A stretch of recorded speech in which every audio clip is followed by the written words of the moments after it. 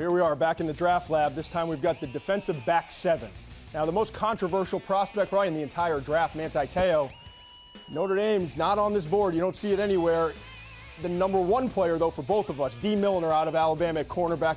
I know we both believe that he belongs in the top 5, but which is the player out of all of them that you think has the greatest upside? Well, I think upside doesn't have to be the elite of the elite. It can be a safety who's right now number 3 on my safety list, behind Kenny Vaccaro from Texas, behind Matt Elam from Florida, and that's Jonathan Cyprien from Florida International. T.Y. Hilton came out of his program last year, wowed everybody over as a rookie with the Indianapolis Colts. Jonathan Cyprien is a safety who's got range, he's a ball hawk, he's aggressive, and he's complete. Now, I really believe that this is a kid really starting to put it all together, and when he gets into the NFL, when you think 2-3 years down the road, his upside to me is through the roof.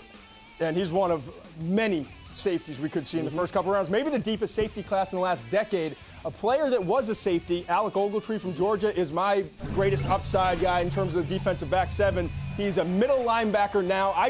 I'm convinced he can play inside, he can play outside, he is scheme versatile, and just watch this. If you're a Tampa 2 defense, you're looking for a middle linebacker, he goes about 30 yards back, high points the ball, great ball skills, and forget the numbers, he is an explosive football player. He is all over the field, sideline to sideline, Kuiper. Lee Corso is going to jump in right now and stop you and say, not so fast, my friend. There's some risk with Alec Ogletree, too. He's got to stay focused on the job at hand. There's some off-the-field concerns. He's not a physical take-on, Mike Man, traditional guy. Better than all right, a little better maybe, but bottom line is, while there's upside with Alec Ogletree, I also think there's some risk. We'll agree to disagree, and I think it might be the same for my risk guy, Jarvis Jones, staying in Georgia. Listen, I really like him as a football player, especially as a pass rusher. But where's this scheme fit, first of all, is my question. He's an undersized defensive end hybrid outside linebacker who will only fit in a Ravens, Steelers type of outside linebacker 3-4 scheme. Now, you move him to 4-3, he's not great laterally, he's not great dropping in coverage and doesn't have a lot of experience.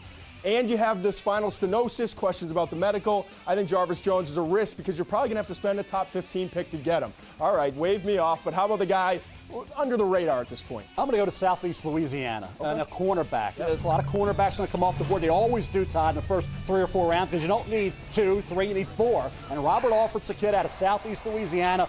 Ball skills are excellent. Kid had a very good Senior Bowl week. I saw him early in the year against Missouri. This is a kid that could have played at any major college, and I think then maybe been a first-round draft choice. I think Robert Alford, early to mid day 2, second-round area, comes off the board and becomes a heck of a pick. I like that call. And C.O. Moore's another player I like coming out of UConn. It's not a small school level, but he didn't get a lot of national pub.